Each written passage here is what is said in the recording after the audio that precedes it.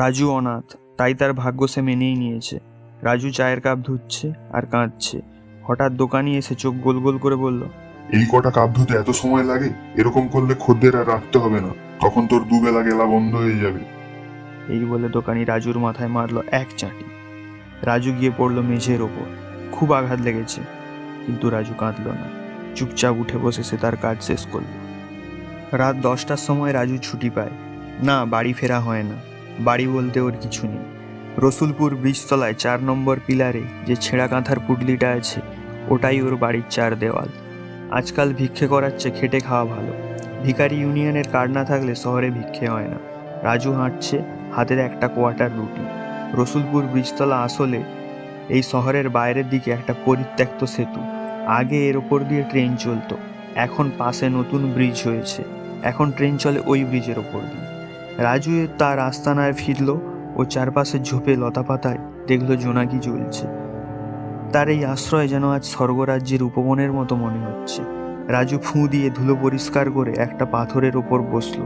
তার সামনে ফুটে থাকা সাদা নির্মল উজ্জ্বল চাঁদের দিকে তাকিয়ে রইল সে।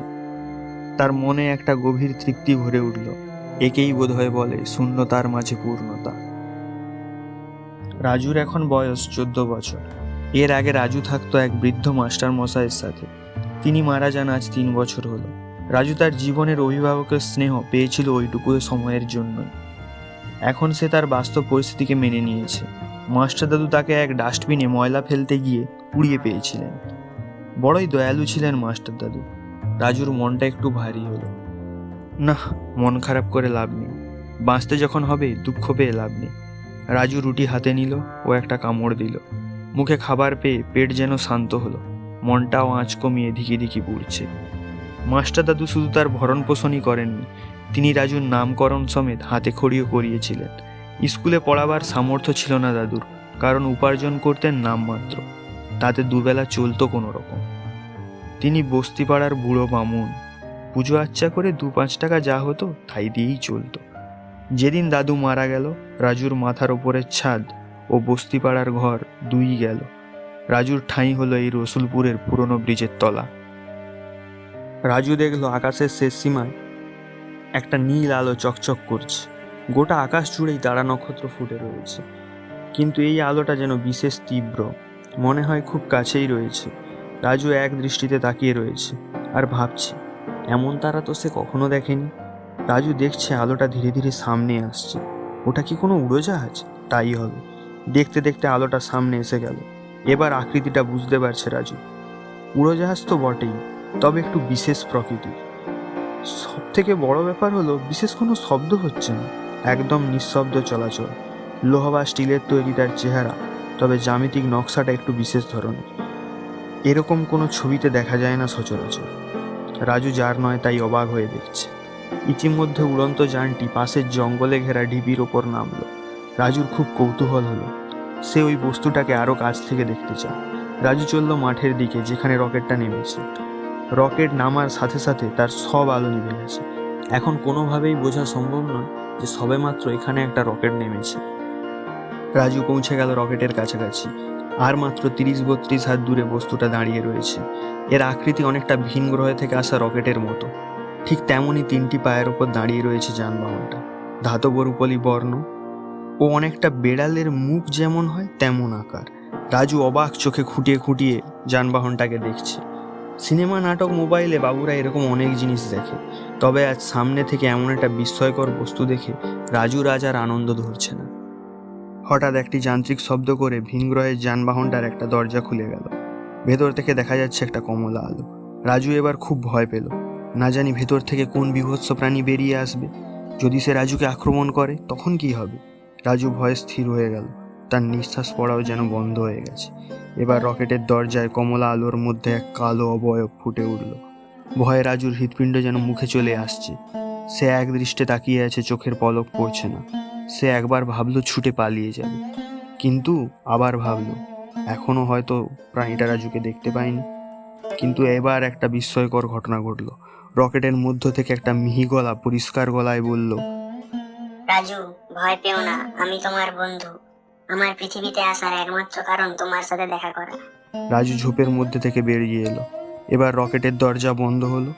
রকেটের নিচের দিকের দরজা খুললো আর নীল লেজার আলো পড়লো মাটিতে। রাজু রুদ্ধশ্বাসে ঘটনাটা দেখছে। এবার সেই নীল আলোর মাঝে আবির্ভাব হলো এক বিচিত্র নারী মূর্তি। দুধের মতো সাদা তার গায়ের রং, চোখ দুটো বড় বড় ও মণিটানি লাভ, অপরূপ সুন্দর তার মুখশ্রী। তবে উচ্চতায় সে রাজুর সমান। রাজুর মনে হলো বিপদের আশঙ্কা দূর হয়েছে। নারী মূর্তি রাজুর দিকে এগিয়ে আসছে। সে রাজুকে বলল, তোমার ভয় নেই, আমি তোমার কোনো ক্ষতি করব না। রাজু বলল, তুমি কে? তোমার পরিচয় কি? মেয়েটি বলল, আমার নাম লুসি ক্যাট। আমি যুগস্রাবা গ্রহের প্রাণী। আমার গ্রহ তোমার পৃথিবী থেকে প্রায় 4,50,000 আলোকবর্ষ দূরে অবস্থিত। মেয়েটি আরো বলল, আমরা তোমাদের মানুষের তুলনায় অনেক উন্নত পর্যায়ের প্রাণী। আমরা খিদা, তৃষ্ণা, রোগ ও মৃত্যুকে জয় করেছি। বলতে পারো আমরা অমর। প্রযুক্তির দিক থেকে আমাদের বিকাশ সম্পূর্ণ হয়েছে, তবে আমরা তারপর অনুভব করেছি প্রাণীর আসল ধর্ম অন্য প্রাণীকে বাঁচতে সাহায্য করা। আমরা জানি মানুষ মরণধর্মী, তাই উপার্জনের চাহিদায় সবসময় স্বার্থপর হয়েই চলেছে। আমরা সবসময় পৃথিবীর দিকে নজর রাখি ও তোমার মতো কোনো অসহায় ও ভালো মানুষকে সাহায্য করার পরিকল্পনা করে থাকি। রাজু বলল। কিন্তু আমি তো বেশ ভালোই আছি, আমার সাহায্যের কি দরকার? তখন মেয়েটি বলল, খুবই দরকার। তোমার মতো মানুষকে আমরা সাহায্য করি। তোমরা বেঁচে থাকবে ও ভবিষ্যতে তোমরাই মানুষকে ভালো জ্ঞান ও শিক্ষা দেবে, যে ভালোবাসাই প্রকৃত উপার্জন। রাজু বলল, কিন্তু আমি কিভাবে মানুষকে হিংসা থেকে সরিয়ে এনে সত্যের পথে আনতে পারবো? আমি তো ছোট। মেয়েটি বলল, এখন হয়তো পারবে না, তবে ধীরে ধীরে তুমি আরো জ্ঞান অর্জন করবে। অনেক রোমাঞ্চকর অভিযানে যাবে তুমি, আর অনেক বড় মানুষ হবে। রাজু বলল, তা কি করে সম্ভব? আমার তো চায়ের দোকানে কাজ করতেই সময় চলে যায়, আর কাজ না করলে আমি খাবো কি? মেয়েটি বলল, আজ থেকে তোমার সব দায়িত্ব আমার। তুমি আমার বেস্ট ফ্রেন্ড। রাজু, তুমি বলো তুমি কি খাবে? আমার খুব খিদে পেয়েছে, তুমি কি খেতে চাও বল? রাজু বলল, না না। আমার খাওয়া হয়ে গেছে। মেয়েটি বলল, আমার কাছে তোমার কিসের লজ্জা? এই বলে সে রাজুর একটা হাত ধরল। তারপর তারা দুজনে নদীর ধারের একটা বড় পাথরের ওপর বসলো। মেয়েটি হাতের ইশারা করতেই রাজুর সামনে চলে এলো এক ঝুড়ি ভর্তি বহু রকমারি ফল। মেয়েটি একটি ফল হাতে তুলে রাজুর হাতে দিল। রাজু আজ খুব খুশি। মাথার ওপর চাঁদের আলো। রাজু আর লুসি এরপর থেকে খুব ভালো বন্ধু হয়ে গেল ও তারা একসাথে থাকতে লাগলো। নাইবা হলো মানুষ, তবুও রাজু এই পৃথিবীতে আর একা নয়। রাজুর বন্ধু হয়েছে ভিন গ্রহের প্রাণী।